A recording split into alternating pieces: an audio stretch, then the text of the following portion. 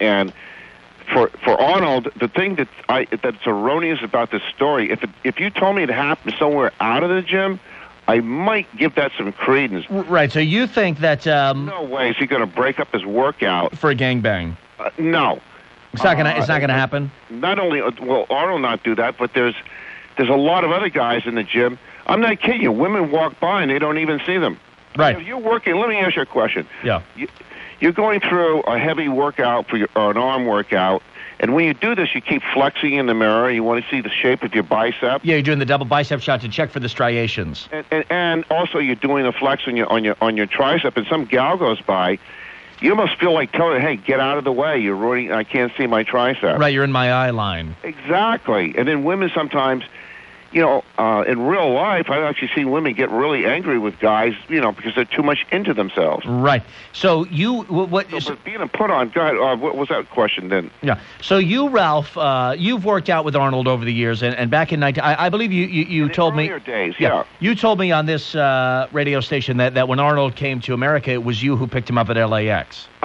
He called, and the funny thing was, there was actually three of us, and two guys went down and picked him up at the airport. You were not one... When he came back from the airport, I saw the guy when he came back from the airport. Right, but you suggested to me that you picked him up at the airport. Was that stretching? When I said I'm talking about three guys. It was three of us, and I stayed back at the house, and two guys... I can actually mention two of the guys' names. Yeah, it's not necessary. Oh, okay. But so Arnold came back to the house. Now, so in 1977, you knew Arnold Schwarzenegger. That is correct. Yeah. So are you suggesting then that a gangbang would not be out of character for Arnold in 1977, but it would not happen at the gym because when he's at the gym, it's all about the workout? I guarantee you, it's all about the workout. And I will say something to you that you're going to find. Arnold was right in the middle of training for the Olympia. Which he won 7 times. Correct. And unfortunately, his father was dying and died. Right. Now, I'm going to be brutally honest here now. Yeah, bring it on, Ralph. Lay down some smack. Arnold could not make it back for his father's funeral. Yeah, I know. It's been reported. Well, let me make my point. So you think let me make my point. So if the audience thinks I'm putting on here, do you think he's going to be interrupting his workout for a gangbang when he didn't even go back for his father's funeral because he's training for the Olympia? Arnold was Mr. Olympia at the time, I believe. Right. A man who would miss his own father's funeral for the sake of his body would certainly not interrupt a workout for a gangbang. Right. Now, who out there does not want to believe me, and who can't? I can verify this story, and who thinks that's a put-on? Have you ever... That's something I think Arnold's not overly proud of. Have you ever, Ralph of Santa Monica, participated in group sex with Arnold Schwarzenegger? Oh, gosh, no. Arnold, that's... as a matter of fact, let me tie this in. The reason why he quit, he didn't do the... Because when the interview resurfaced, Arnold did not initially deny it, Ralph, and now he's come out and say, well, some of the stuff he said was untrue, so... I don't believe that. I think what he said in the magazine was true, because if it was untrue, the guy would have rejected it as soon as the interview resurfaced, and he did not do that, Ralph. This magazine, I think it's an old article, isn't it? Yeah, 1977, We magazine, a Playboy magazine. Playboy produced the magazine. And what I think Arnold was probably you said Playboy? Playboy Enterprises published We magazine. Right. And, exactly. And just following that train of thought here, what he was probably trying to do was, knowing Arnold, was to do a little stroke shot on stroke shot, right? On the book people. And what Arnold was trying to show is that a bodybuilder's got a life outside of the gym. Right. He tried to sex it up for them, is what you're saying. Exactly. And basically, I think Arnold was laying it on a little bit for the magazine. Laying it on just to titillate. Well, let me give you an example. There used to be a host there years ago when I worked there. It was Michael Jackson. Oh, hold on, I'm sorry. When you worked here? Yes. And I used to sell the station. And Michael, when he came on, he was a guest. He said to Mike, I'm sorry, Ralph. You worked here? For KBC. I used to sell airtime. So you were one of our account executives? You got it. I used to sell Ken and Bob, Michael Jackson, Ray Bream, Sports Talk. We had the Dodgers. We were the #1 radio station in the country for some time. Now, Ralph, During which years did you actually work here at KABC? I was in the 80s. I think in the mid 80s, early 80s. Yeah. Mm-hmm. Early 80s. Yeah. Yeah. Around that time period. So if I introduced you to Ken Minyard, my colleague and friend. Ken Minyard was there. So you know Ken Minyard personally? Yeah. Ken was with Bob Arthur in the morning. Right. Bob has passed away. Oh, I know. Ray Bream told me. As a matter of fact, I still give. I have a lot of his old egg box buttons. Yeah. You can put those on eBay. You know, they're bringing in a lot. Oh, they're coming. Oh, no kidding! I give them away. I have a. Oh, don't give away the egg box. Huh? Do not give away the egg box buttons. Put them on eBay. Really? You make a small fortune. Oh my gosh! Yeah. All right. So you worked here. Yeah, I was account executive selling airtime. And did you have big? You said you had big accounts. No, I wasn't the. Because you're an affable guy. I mean, you probably could. You know, you have a nice personality. You probably, could move some airtime. Yes. The thing was a little bit difficult. It's moving over from a rock and roll radio station. So you're a radio veteran. Yes, I love radio. I got out of it, but Ray Bream, I made some good friends over the years. What about Ira? You know Ira? Oh yes, Ira Festel. Yes, he does great copy, doesn't he? Yes. Do you like his commercials? Yes, I'm a big fan of Ira. No, but I'm just putting. In other words, I would sell an account, and Ira's got to read the copy, and I would be sitting home cringing. All right. I mean, All right, no, that's fine, Ralph. I'm just giving you a little. It's not necessary. It's not necessary. No, I just thought I'd give you a little inside scoop for a little inside humor. Yeah. To let you know that I was there, because anybody who was there knows that Ira and all right, okay. That's not his strong forte. All right. But getting back, I think Arnold spiced up the magazine a little bit. All right, well, Ralph, it's okay. So again, in the final analysis, what I wanted to get out of you is... Hold on. Yeah, a gangbang for Schwarzenegger in 1977, not out of character, but you reject entirely that he would have interrupted a workout for a gangbang. Correct, in view of the fact that... But what if the sexual orgy happened after the workout? I mean, what if he was working out, doing whatever he was doing, working the latissimus dorsi, the deep squats and whatnot, and then after the workout was completed, there was an opportunity for an orgy at Gold's Gym. I mean, might he go for it at that time after the workout? Actually, Brian, you're going to be surprised at what I'm going to say here. These guys were on such strict diets when they're training like this that you got to get your sleep, and you got to tell women, look, you got to be in bed by a certain time. Right. And they don't like, they're not used to being treated like that with a guy, right. Who says, hey, I got to get up early. Can we take a rain check on this? Yeah. All right. Arnold was a kind of a guy that would tease him a little bit. Sure. And titillate a little bit. Yeah, but the main focus was getting some rest so he could get back up and in the gym the next morning. And in view of the fact that he didn't go back for his dad's funeral, not because he didn't want to, but he was just too committed to the workout. He was committed to winning the Olympia, right, which he did win 7 times. 7 times, and all right, Ralph, we've got to take a break, but as always, it's nice to talk to you. By the way, I would like to say real quickly, one of the reasons why he didn't do the... Because we do have to take a traffic break here. Okay. Yeah, but if you can say it in 10 or 15 seconds, that'd be great.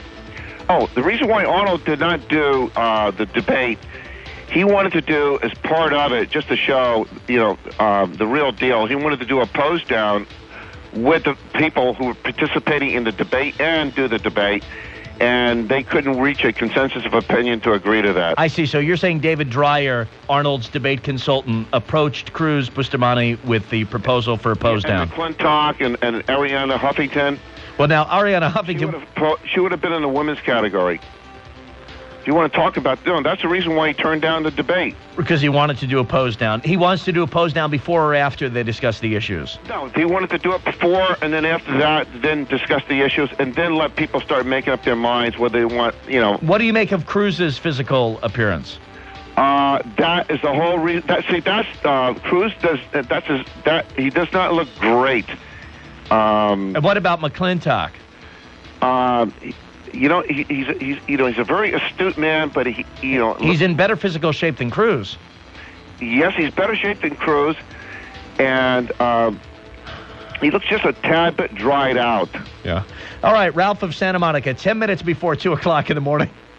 Brian Whitman for Doug McIntyre. This is Flight 790, Red Eye Radio, and we'll check traffic with Steve Kelly.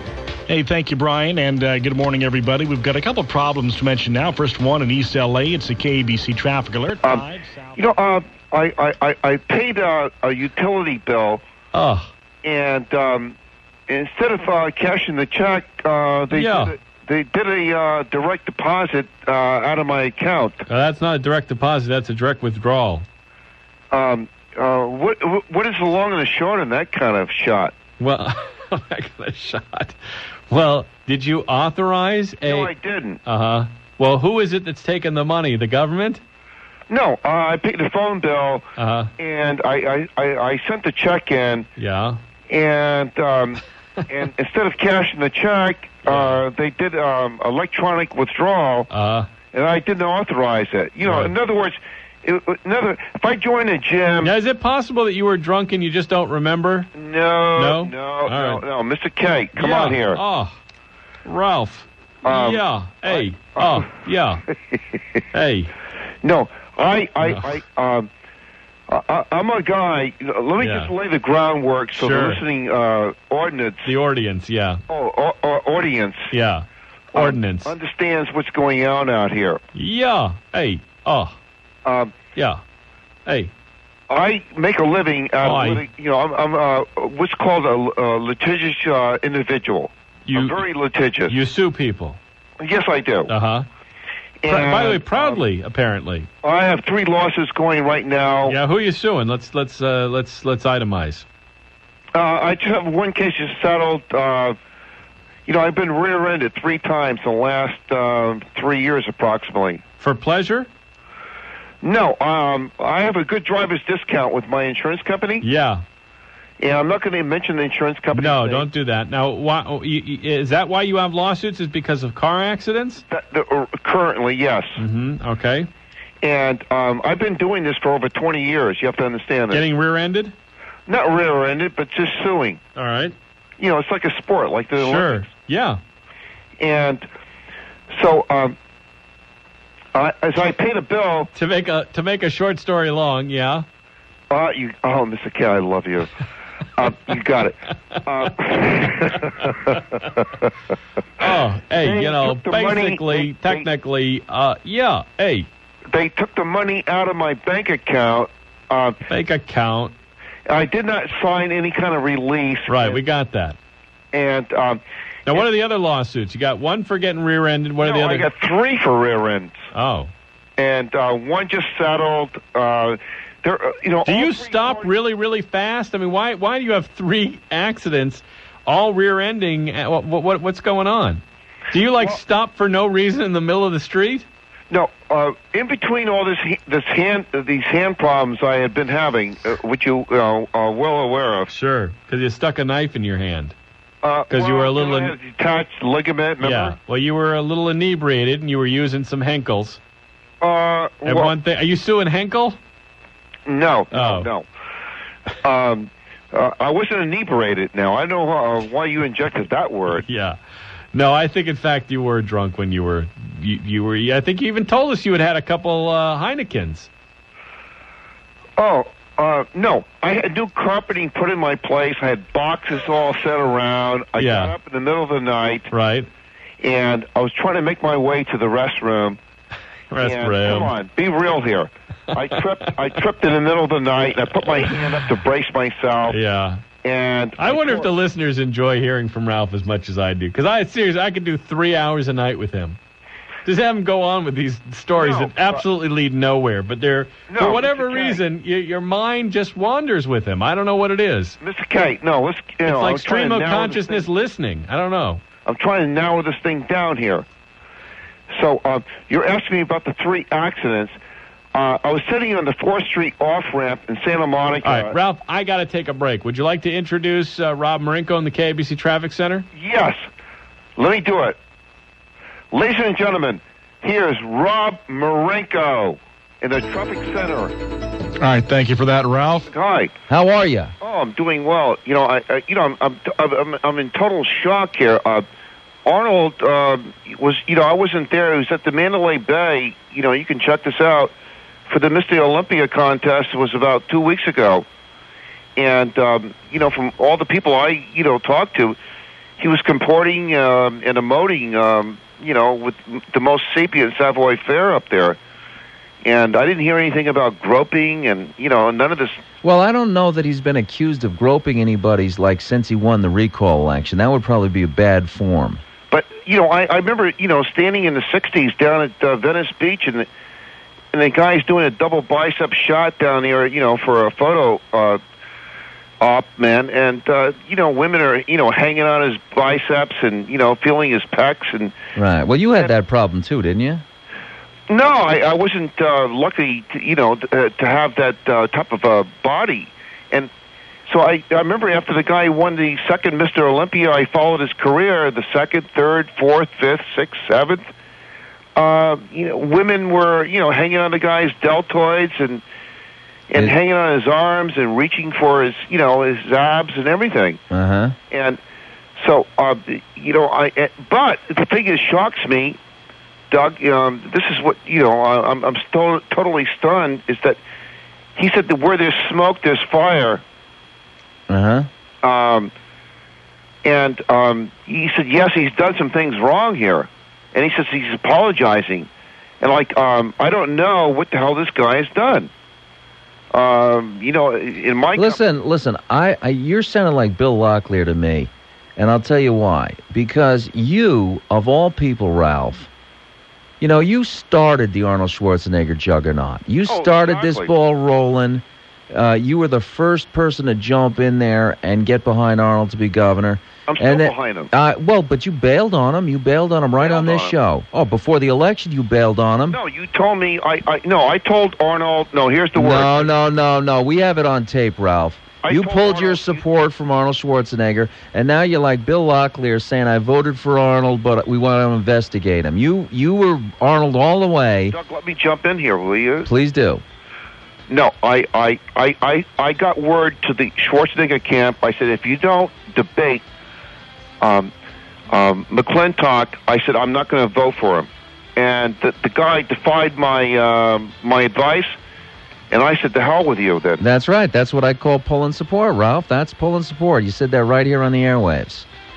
All right, well, we'll see what happens. 1-800-222-K. ABC, don't go away, folks. When we come back, we'll talk to Xana Woodland Hills. Charles, I spoke to some of the greatest minds, including Ray, all your colleagues, and their fallback position is, do you really think that Tom McClintock can really win, the governorship of California?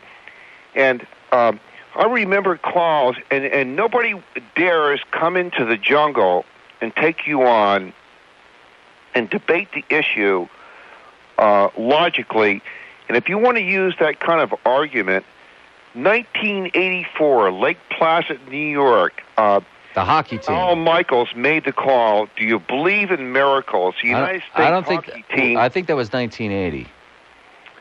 1980, exactly, in Lake Placid, New York. And Al Michaels made the call. He said, do you believe in miracles? The U.S. Olympic amateur team took on the Russian professional team. Yeah, I'm aware of what happened there. Oh, yeah. And the miracle on ice. But the argument, but Doug, what the argument is, if they want to come into the jungle and take you on, their fallback position is, oh, geez, do you really think Tom McClintock can really win the governorship? Well, I can draw, and I'm sure you can, so many examples of miracles that have happened in this world that if you wanted to fall back on that, fall on your sword with that type of argument, that if you want to come into the jungle and debate the issues logically with Doug McIntyre, right, point to point, you have to bring up 23-year-old hockey games.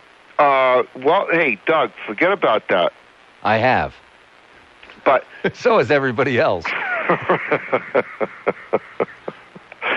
But I All right, Ralph. I think we've gotten to the bottom of this. Hey, but Doug, my point being, if that is the argument, meaning that miracles cannot happen in this world, and meaning, I think it was like when Tom Dewey was running for what was it, the presidency? Something like that. Right, and the issue you know, he lost, by the way, Tom Dewey. Exactly. That's my point, Tom. And when people went to bed that night, what did they feel, Doug? That was 1948, Ralph. No, but Doug, I could go to 1948. I could go to last year when the Angels won the World Series. Yeah, but you know, this is a different sport. 2002. Uh-huh. Well, the Angels won the World Championship. Yeah, I know. That was in all the papers. But the point being, why don't people come into the jungle? Because the Angels won 100 games that year, Ralph. They weren't. It wasn't a freak. The Angels had the best team in the American League by far, especially at the end of the season. Tom McIntyre's got 18% of the vote. So you know, I mean, Arnold's polling at 40%. So it would be quite a miracle. There's no question about it. It would definitely be a miracle. All right, thanks for the call, Ralph. We appreciate it. I was up in Las Vegas for the Roy Jones Tarver fight Saturday night. Yeah, did your friend Mike Tyson get you tickets? No, I ran into Larry Merchant, who's the... yeah, I know you told us that at the Whole Foods there in Santa Monica. Or don't you remember telling us that whopper? Oh, hold it. It's not a whopper, but first of all, let me just preface this. You know, this is Monday, and I'd like to let all the clones out there, the listeners... Actually, it's Tuesday. Well, it's Tuesday. That, you know, I come into the jungle. If you're going to come into the red-eye jungle... No, this isn't the Jim Rome show. Well, we don't have clones. It's not the jungle. But I'm coming in to the red-eye radio show where I was born and raised. That's true. We raised you from a mewling whelp.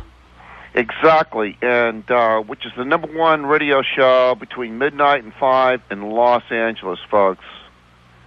And so, meantime, I got 2 tickets. I meet the talk show host you just mentioned, Jim Rome, since you want to drop a name. I just wanted to beat you to the name drop. Mandalay Bay. No, listen to me. I am. And I'm walking in there, and some guy says, "You got an extra ticket?" I look over, and it's Don Johnson. Uh-huh. And I give the guy a ticket because I got 2 tickets. Larry gave me 2. I met Jim up there, you know, at the fight. Wait a second. Let me just... you got to walk me through this. Yeah, let me walk you through it. Okay, so Larry Merchant gives you 2 tickets to, like, the big fight. Right. Okay? Roy Jones Jr. and Tarver. You buzz out to Vegas. Did you fly or did you drive? No, I flew. Okay, I'm sure. Did you take a plane? Oh, of course. So you fly out to Vegas, and you got nobody with you. You got 2 tickets. You're going to Vegas. You got no date, nothing. So you go to Vegas stag, but you got 2 ducats to the big fight. You got it. And Don Johnson's just kind of hanging around there drinking gin Rickies. And I'm staying at Caesar's Palace myself personally. Right, I got you. And you run into Don Johnson. He's got nothing to do.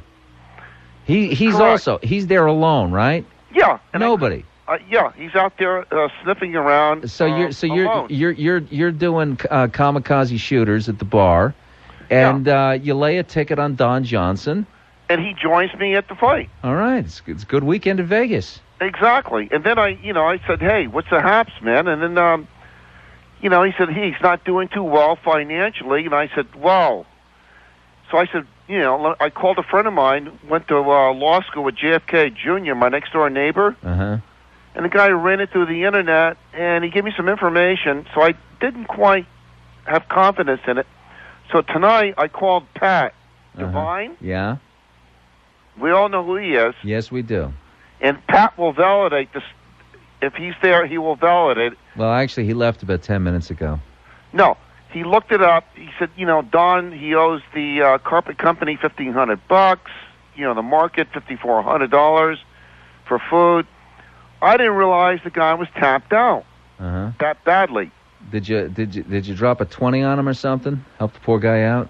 I said, Don, where are you staying at? And the guy was staying downtown there on Fremont. Oh boy, He's not at the Union Plaza, is he? Oh, and I didn't even want to ask what hotel he was staying at once he said the Fremont. He's not at the Tam O'Shanter, is he? Oh, gosh, I was hoping maybe it could have been in the Golden Nugget or something. Yeah.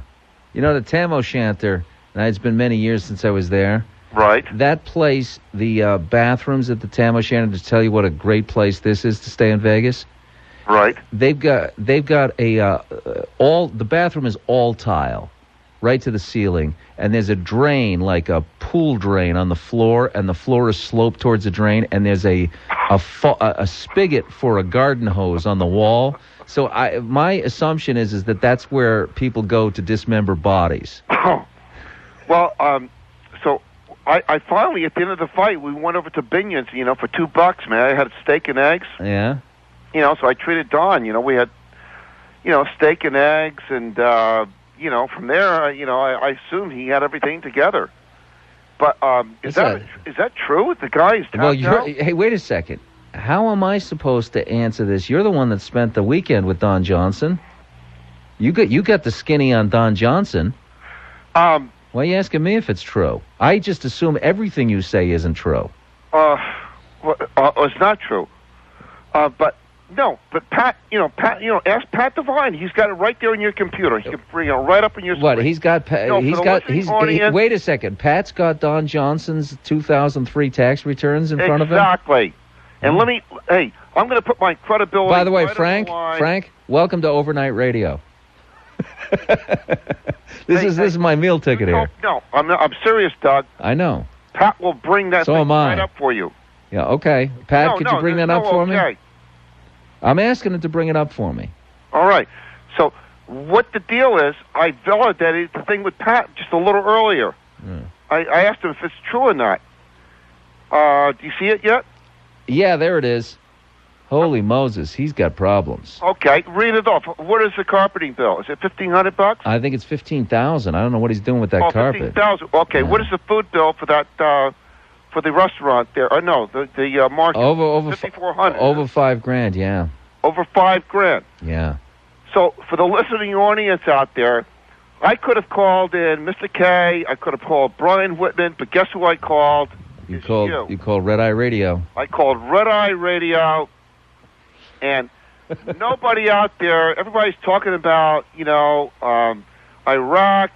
Nobody has brought anything new to the table except for me tonight. You're exactly right, Ralph. Nobody. I'm the only guy that brought something new to the table. You're exactly right. And guess what? You validated it. Am I 100% correct? You're 100% correct. Don Johnson's broke. Ralph broke the story. 1:29 a.m. Tuesday, May 18th. You heard it here first, folks. On Red Eye Radio. There you go, Ralph. Thanks. You're over and out. Oh, definitely out and definitely over. 1-800-222-KABC is the number. We're all over the Don Johnson is tapped out story. And Ralph is correct. You didn't hear this in the daytime radio. And once again, this is one of the reasons why we're not on in the day. Because we take these calls. Not only wouldn't Ralph get past a screener during the daytime, the phone company wouldn't even put the call through. I'm not going to mention any names, but they said, well, how come you're not calling me and you're letting these guys, drift on your coattails? Drift on your coattails. Yeah, I think that is the phrase. And Mr. K. Yeah. And I said, well, look, they don't need my coattails. Yeah. You guys are successful without me. Yeah. By the way, you claimed, Ralph, that you used to be a sales guy here at KABC. When was that? Oh, it's back in the 80s. For how long did you work in sales here at KABC? Oh, my gosh. It was like a moth, You're on the face of the earth. I don't know what that means. I have no idea what you're saying. What's the analogy you're trying to make? How is your tenure here as a salesperson like a moth? My tenure there as a salesperson, okay. Yeah. If the station really wants to know, and... no, I want to know. No. I told Mr. K... No, hold it a minute. Time out. Right. Okay, time out. I told... what's his name? It's only a 3-hour show, Ralph. No. The guy's on from midnight to 5. That's Doug McIntyre. Yeah. I told Doug McIntyre the Yes? whole story, and I don't need the whole story. I just want to know, when were you a sales guy here at KABC? well, we had the Dodgers. We were the #1 radio station. Ralph, how long were you a sales guy here at KABC? For a week? For a month? For 5 years? How long? It's not a difficult question. Well, it's very easy. You're working on the inside. Why don't you look up the personnel guide? Ralph, I'm asking you because you say you were here. I just wanted to know when it was. I don't know what you're being... It sounds like you might have something to hide. Gosh, I was there longer than I care to be. And all right, Ralph, let me just ask you a simple... Let me just ask... Ray Breen... No, hold it. If you want to talk to... I don't. Here's what I want to know. I have sponsors... Ralph, we don't need to order this mine any longer. Let me slow down a minute. I have sponsors that I sold... Okay. Back in the 80s that you're still running on the air. Okay. Ralph, like sit and sleep. Yeah. Ralph, does someone have a right to kill another person? Yes or no? The question would, the answer would be yes. So like does a serial killer have a right to kill another person? No. So well, now it's no. So when does someone have a right to kill another person? If you're looking down the barrel of yes or no, yes or no, yes or no. You can't even answer yes or no. Yes or no. What do you want me to say? Do you want me to just say yes? Do you want me to just say yes or no? What do you want me to say? What do you want me to say? Mr. K. Yes or no, Ralph? I say yes. If you're looking down the barrel with Osama bin Laden, and the guy's got an AK-47. And all you are is like a 20-year-old grunt, man. Yes or no? Yes or no? I said yes or no? You can't even answer yes or no. Yes or no? What do you want me to say? Do you want me to just say yes? Do you want me to just say yes or no? What do you want me to say? What do you want me to say? 11:15 on Talk Radio 790 with Mr. K. Doug, Mr. K, he was grilling me. I know he was. You were cracking under cross. And he was like really putting pressure on me. I know. Why do you think that was? You want to know my employment history? Yeah. It's almost like what I'm going to lead into as a subject. I know. You have claimed on a number of occasions that you worked for sales at KABC Radio. Not claimed. I did. Okay. But when he asked you, still running on your program. When he asked you when you worked here, you didn't seem to. I said back in the 80s. Yeah, I know, but that's like a 10-year window. I mean, you can't narrow it down. Who is he? Hold it a minute. Let's just straighten. By the way, Ralph. Hang on. Whoa. Time out. Time out. For the record, I believe you worked in sales. In fact, it wouldn't surprise me if you still worked in sales. Okay, and Doug, your assessment is 50% correct. I used to, but I don't. Okay. And which leads me into the next part of the subject matter. Okay. Well, let's finish up then with that subject matter. Yeah. When did you work here? I worked there when KBC was, it was just by luck. They were rated #1 in the country. Yeah, okay. Just give me a date. Give me a year. It would be, around 84. Okay. All right. Right around the time of the Olympics. The Dodgers won the World Series. George Green got the big kahuna on his ring finger. All right. Well, that's good. We're happy to hear it. Beautiful. We had the Dodgers. Well, that wasn't that hard. We're happy to have that information. Right. Okay. Let's move on now. Okay. MoveOn.org. Okay. Well, I live in Santa Monica. I don't know. You've been out here since '85. You remember where the Boulangerie used to be on Main Street in Santa Monica? What used to be on Pioneer Boulangerie? The Boulangerie? Yes. Kind of a popular place. I don't know anything about it. Well, anyway, which probably proves it was popular. It was sort of a blighted place, and they finally tore it down, and a lot of transients were living here. So about a week ago, I called over and talked to the watch commander here in Santa Monica, and I congratulate him on, getting rid of all these elements that were, really kind of like inhibiting people's lives here in the neighborhood. Mm-hmm. So tonight I walked down to the corner market, and I picked up a couple of beers. Just a couple? Yeah, a couple of large ones. Well, the couple just for the walk, or?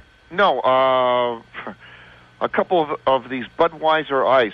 Oh, you like those? Are the 16 ounces? Yeah. Oh, yeah. Beauties. Yes. Beautiful. Because, folks, if you're just listening for the first time, Ralph's all about the booze.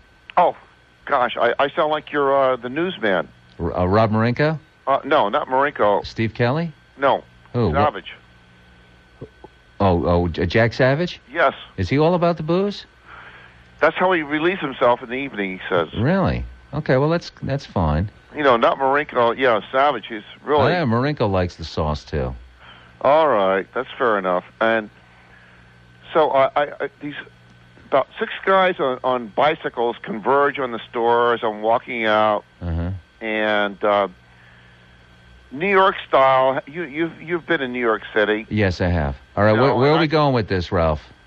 Well, it was a shakedown. Shakedown, okay. They were hitting the store. They didn't take your beer from you, did they? Yeah, they did. They took your beer? Yeah. Oscar, get Bill Bratton on the phone. Oh, it's Santa Monica, isn't it? Yeah. Exactly. If James P. Bratton was police chief... Oscar, call Interpol. Exactly. I get home... Criminals owe Ralph 32 ounces of Bud Ice. You got it. Exactly. I get home, I call the Santa Monica... This is a block away from the Santa Monica Police Department. Uh-huh. So I called the Santa Monica Police Department, and I explained to them, And the guy, by the way, was telling me, this is for protection, guaranteeing your safety. And then in the same breath, he's telling me, if you want some ecstasy, if you want various types of drugs, I think cocaine or... Right, okay, yeah. And I said, no, thank you, but... What, the police officer was offering this to you? No, these 6 guys just shook me down. They took your beer, but they were offering you cocaine?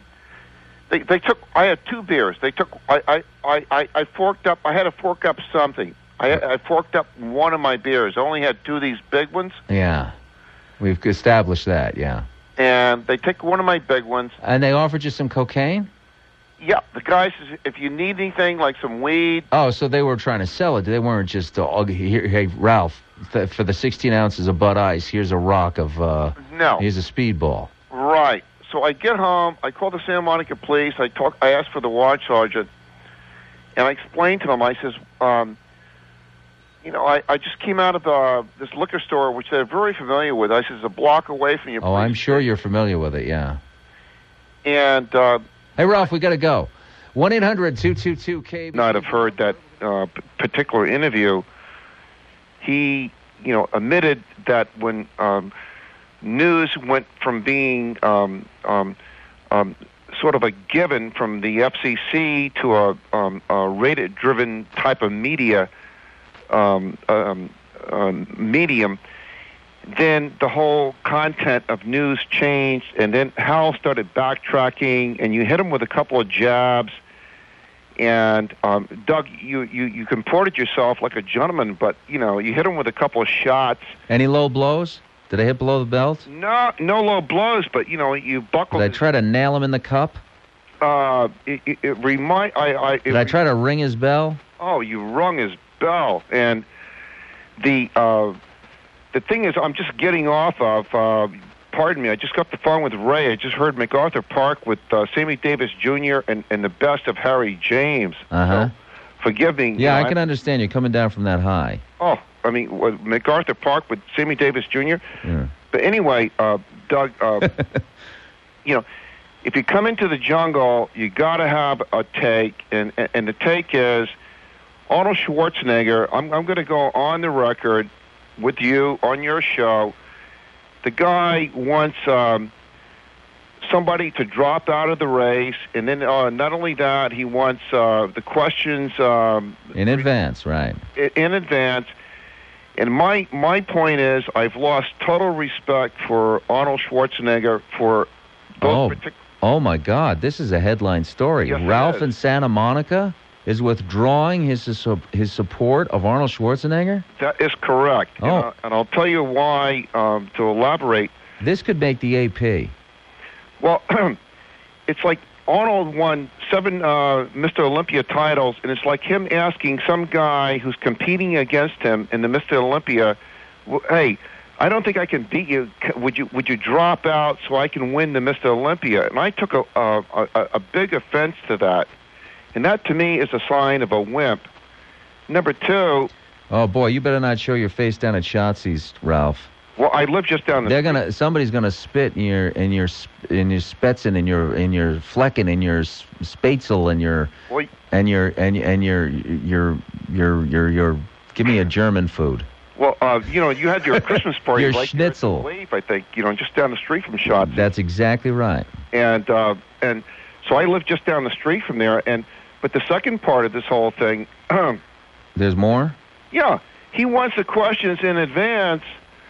Hey, look, Bill Clinton, like him or not like him, the guy could, off the cuff, could sit down and discuss. And Jerry Brown, the highest compliment is, I'm jumping around here, but Jerry Brown said the guy is the consummate professional politician. The guy could sit down without any script, no questions beforehand, and he could sit down and intelligently. All right. Well, he's not running for governor though, so Bill Clinton's ability to speak extemporaneously is acknowledged, but he's really not on the ballot. Ralph, good call. Headline story: Ralph of Santa Monica withdrawing support for Schwarzenegger, and that's further evidence that the McClintock juggernaut races on. You're not going to be with April Winchell? No, you and April aren't going to be together tomorrow night. We're not? You, April and Brian, and we've taken up a collection. Marinko's there; he'll vouch for this. Yeah. Marinko's there. What do you mean no? For this. Yeah. No, Ralph, you have a fanciful imagination, if nothing. If we only put this brain to good use instead of evil.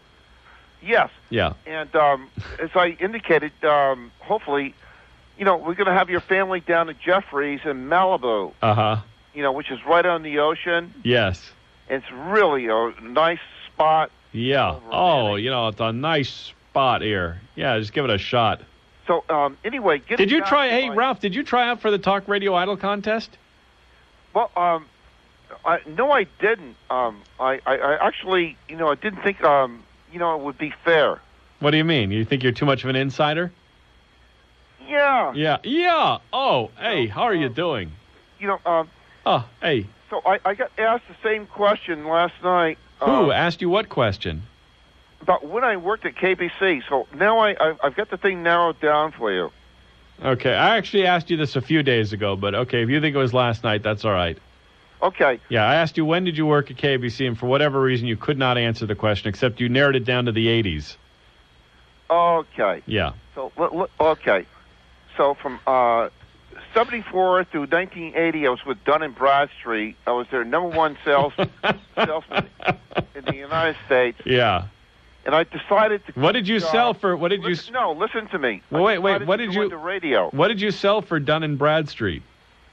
I sold Dun & Bradstreet's, put out a wide variety of services. You don't want to go into all Dun & Bradstreet's products? No, I don't want details. I want to know, was it stocks? Was it bonds? Was it, hair gel? What do they sell? No. If you're dealing with a company and they want to deal with credit, then you want to check their D&B rating. Uh-huh. And based upon the D&B rating depends upon whether or not you want to do business with them on a particular credit basis. Do you follow? Not really, no. Well, so it's over your head. Yeah, it's over my head. Yeah. Thanks for reducing it. Let's move on. Okay, we'll move on.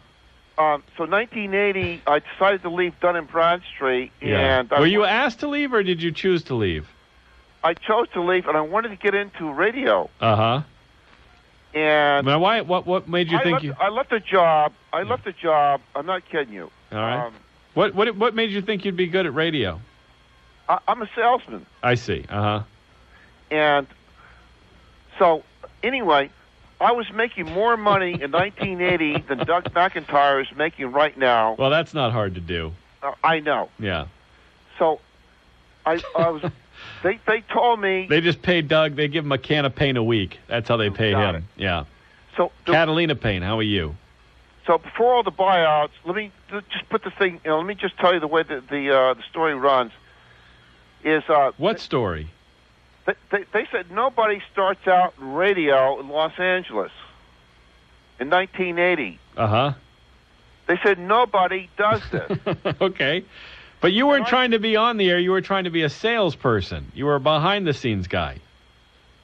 Yeah. Well, you can't. Yeah. Well, how can you sell a station if you don't know what you're doing? So I walked around town with my W-2. Uh-huh. W-2. And no resume, and I slapped the Resume. W-2 on the sales manager's desk. Yeah. And I said, "Hey, I'm Ralph George. I'm interested in getting into broadcasting sales." I never knew your last name until just now. Is that right? Yeah, no, I never knew your last name. But you have two first names. That's kind of weird. Actually, 3. My middle name is Edward. Yeah, that is weird. And then That's a Junior. serial killer is what that is. So Ralph Edward George, that's like a guy who's doing time in Leavenworth. So, For like, let me just give you a historical overview. So, when you were at UCSB, Bay. the first disc jockey at MTV was J.J. Jackson. Yeah, JJ just passed away, sadly. Exactly. Yeah. I worked with J.J. Well, see, now there's one I can't check your reference on. Phil Hendry's there, Dusty Street. Yeah. We had Rachel Donahue. Dusty Street. And Rachel Donahue. And we had our sign on top of the whiskey called hey. K-West 106 Yeah. FM Rocks and Rolls. Uh-huh. And I walked in the door with the W-2. The guy hires me. The guy. Wasn't Arnold, was it? No, it wasn't Arnold. So I get a call from Bill Summers, who was a sales manager at KLOS. Right. He says, there's an opening at KBC. See. And he says, I put a word in for you. What you applied for? I go over to KBC, slap down the W-2 again. Oh, same W-2? Yeah. Same W-2. Yeah. And the guy who hired me, his name is Kent Goodman. Oh. And you know what the guy said to me? He says, well, Ralph, I got to go through the rigmarole. I got to interview like 4 or 5 more guys. Yeah. He said, I'm going to hire you. By the way, you're an amazing... I was surprised. You know what he said to me? He says, why not you? Right. Ralph, if nothing else, you're an amazing storyteller. Hold on a minute. What? No. What? Hey. KBC had a 6.6 rating. Here we go with the ratings. Oh, basically, technically. It was the #1 station in the United States. Yeah. I ended up... I think you're the one that brought us down. Well... Single-handedly. No. Well, no? hold on a minute. The station got hold on a bought minute. out by Cap Cities. Cap Cities. And then it got bought out by Disney. Disney. And guess what? The only lady that's still there, she knows me, is Nell Benton. Nell Kane, actually. Well, she got married? No.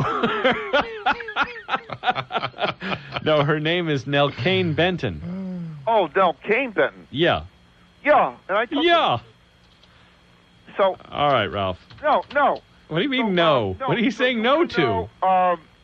So then... God. Ralph's just running out the clock. You really... No, I too much dribbling. Yes. Shoot, I ended up starting in L.A., my second gig... L.A. Okay, so what was the question? How long was I there? What was the question?